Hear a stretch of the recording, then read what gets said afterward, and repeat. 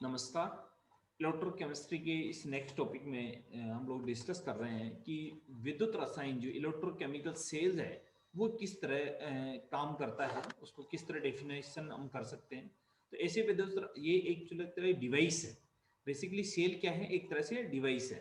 तो सेल क्या होता है, इलेक्ट्रोकेमिकल सेल जिसको बोल सकते हैं कि इसमें क्या पदार्थ भरा जाता है, किस तरह ये इसकी चार्जिंग और डिस्चार्जिंग होती है। तो ऐसे विद्युत रासायनिक उपकरण जिसके द्वारा रासायनिक ऊर्जा को विद्युत ऊर्जा में और विद्युत ऊर्जा को फिर रासायनिक ऊर्जा में परिवर्तित किया जा सकता है, उसे विद्युत रासायनिक सेल या इलेक्ट्रोकेमिकल सेल कहते हैं। मुख्य रूप से दो प्रकार के होते हैं। ये वे सेल जिनमें विद्युत ऊर्जा को रासायनिक ऊर्जा में बदला जाता है तो या विद्युत अपघट्य द्वारा रासायनिक क्रिया करवाई जाती है, तो ऐसे विद्युत अपघटनीय सेल को इलेक्ट्रोलाइटिक सेल कहते हैं।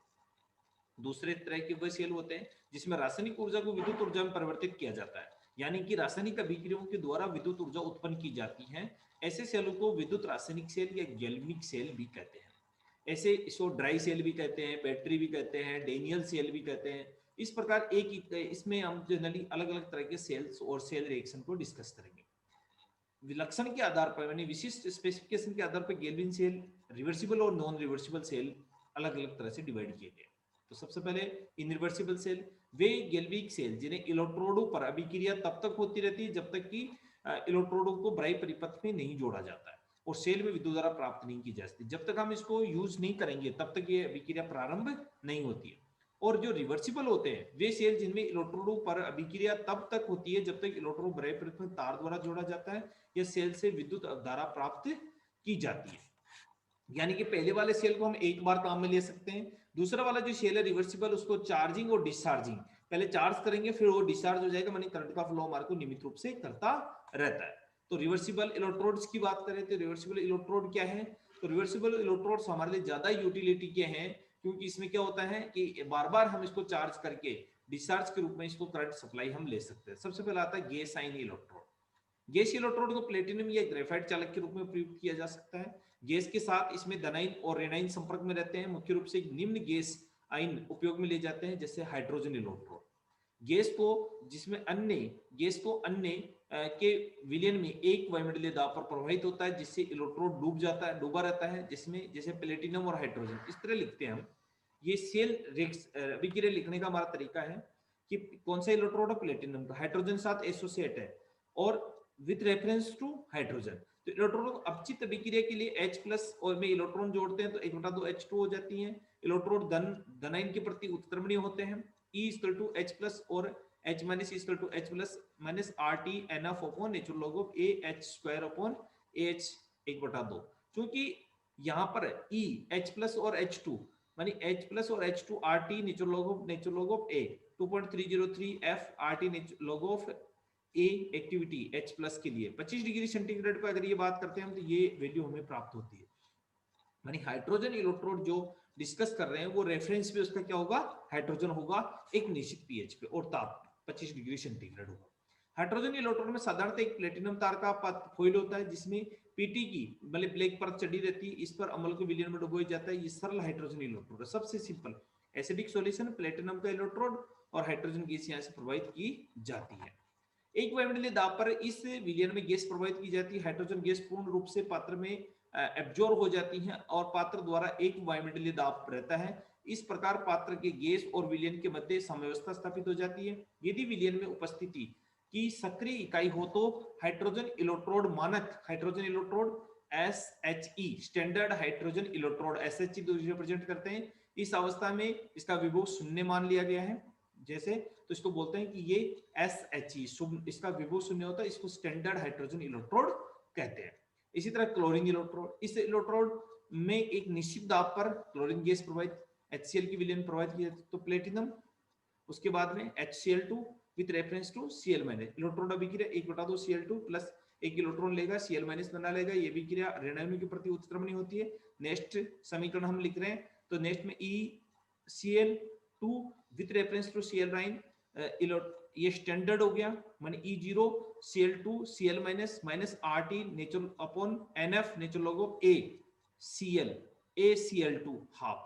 चूंकि सक्रिय दाब के रूप में लिखते हैं अगर इसको तो सक्रिय दाब के रूप में लिखेंगे तो ECl2 FE RT natural log of ACl upon pressure, यहाँ प्रेशर 1/2। ऑक्सीजन इलेक्ट्रोड की बात करें तो इलेक्ट्रोड में निश्चित दाब पर गैस अन्य किसी विलयन में प्रवाहित होती है, इस उपस्थिति में इलेक्ट्रोड निम्न प्रकार लिखा जाता है, पीटी OH O2 होता है with reference to OH। Electrode अभिक्रिया O2 plus 2H2 plus 4 electrode 4OH हमें प्राप्त होता है। ऑक्सीजन इलेक्ट्रोड एक उत्क्रमणीय इलेक्ट्रोड के समान व्यवहार नहीं करता है, क्योंकि इसमें OH एक शीघ्र स्थापित नहीं होता, OH आयन के सामने नहीं बन पाता, इसलिए ये नहीं बन पाता। दूसरा आता है मेटल मेटल आयन इलेक्ट्रोड, एक दो मेटल हो इसमें। इस प्रकार की इलेक्ट्रोड में एक धातु की छड़ होती है जो कि धन धातु आयनों के विलयन के संपर्क में रहती है। ये इलेक्ट्रोड निम्न प्रकार M proportional to MnF, n सात साम्य में है MnF n प्लस के, अर्थात नेस्ट समीकरण Mn plus Ne equal to M होता है। नेस्ट के नियम अनुसार E M plus M equal to E0 Mn minus RT NF log nature log of AM upon MM plus, क्योंकि ठोस अवस्था में तो AM इक्वल टू 0 हो गया, तो इसकी वैल्यू इसमें पुट अप करने पर तो इस तरह की हमें इक्वेशन हमें यहाँ पर सेल स्थिरांक के रूप में नेस्ट की इक्वेशन हमें मिल जाती है। इस प्रकार कुछ इलेक्ट्रोडों में अभिक्रिया दी गई है जिसे Zn प्लस 2 Ag प्लस 2, ये इलेक्ट्रोड धनायनों के प्रति उदासीन होते हैं। अमलगम इलेक्ट्रॉन जल करने पर उसकी स्थिति जैसे कि इसमें देखो NaHg के साथ में कैडमियम Hg के साथ लिथियम लेड Hg के साथ।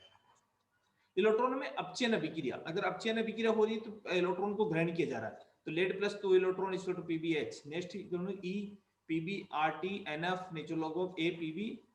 इस टाइप की इक्वेशन हमें एक इक्वेशन अगर हमें लिखना आ गया तो सारी सेल रिएक्शन हम आराम से नेक्स्ट का समीकरण लिख सकते हैं। मेटल अनसोल्युबल साल्ट, मेटल के साथ अनसोल्युबल है। इन इलेक्ट्रोडों में धातु के संपर्क में धातु का अल्पतम विलय लवण तथा रेनाइन होता है। ये मुख्य दो प्रमुख विशेषताएं होती है, जैसे कि ये वाला Ag का वैर है, AgCl है। तो सिल्वर इलेक्ट्रोड, इसको बोलेंगे सिल्वर। तो सिल्वर क्लोराइड इलेक्ट्रोड, इस इलेक्ट्रोड में एक सिल्वर का तार होता है जो विलयन के संपर्क में रहता है। इस प्रकार सिल्वर के तार में सिल्वर क्लोराइड की परत होती है, ये संपर्क में रहती है। ये सरल माने AgCl सॉलिड और Cl माइनस, तो AgCl सॉलिड प्लस एक इलेक्ट्रॉन ग्रहण करके AgS और क्लोराइड माइनस बना रही है। ये इलेक्ट्रोड रेनाइन के प्रति उत्क्रमणीय है। तो नेक्स्ट के नियमानुसार AgCl Ag माइनस AgCl फिर E standard AgCl minus RT upon F natural log of ACl X upon, तो यहाँ पर ये इकाई मान ले, अगर इनको इसकी वैल्यू A और एक AgS और AgCl की इकाई मान ले तो ये क्या समीकरण मिलता है, E AgCl equal to Eg dot AgCl natural log of RT upon F natural log of ACl।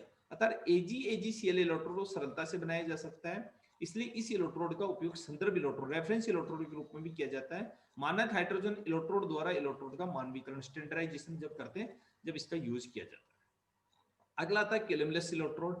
इस इलेक्ट्रोड मर्क्यूरस क्लोराइड का बनाया जाता है। तो मर्क्यूरस कैलमलेस का सिंपल रिलेशन किससे है, मर्क्यूरी क्लोराइड से। विलयन माने Ag माने Hg2Cl2 सॉलिड KCl की सॉल्यूशन में इसको आरेख बना रहा है। इस तरह का ये हमारे पास हाइड्रोजन इलेक्ट्रोड होता है, इसमें KCl का सॉल्यूशन होता है, ये Hg और ये Pt की वायर होती है।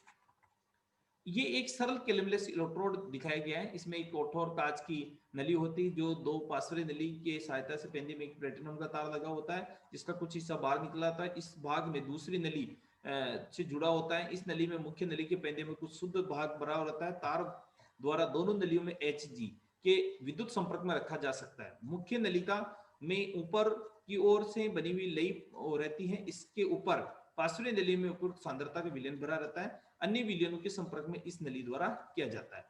तो नेक्स्ट समीकरण Hg2Cl2 solid plus 2 electrode Hg plus 2Cl, ये नेक्स्ट का समीकरण इसके लिए लिखते हैं। तो नेक्स्ट कैलमस इस हिसाब से हम लिखेंगे, तो standard RT upon NF natural log of this and this, तो ये इसके लिए निकाला जा सकता है कि सक्रियता पर निर्भर करती है। विलयन की भिन्न सांद्रता लेकर विलयनों कैलमलेस इलेक्ट्रोड बनाए जा सकते हैं और कैलमलेस इलेक्ट्रोड बनाए गए जैसे Hg का इस तरह का बना सकता है, Hg2Cl2 फिर Hg2Cl2 की ये सांद्रता अलग अलग होगी।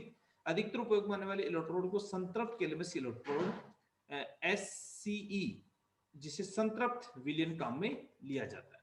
ऑक्सीकरण अपचयन की बात करें, इस प्रकार के इलेक्ट्रोड में एक अक्रिय धातु का तार इस तार जिसको बोल सकते हैं विलयन के संपर्क में रखा जाता है, जिसे एक ही परत में दो भिन्न भिन्न ऑक्सीकरण अवस्थाएं होती है, जिसे प्लेटिनम Fe+2 Fe+2 में भी होता है, +3 में भी होता है।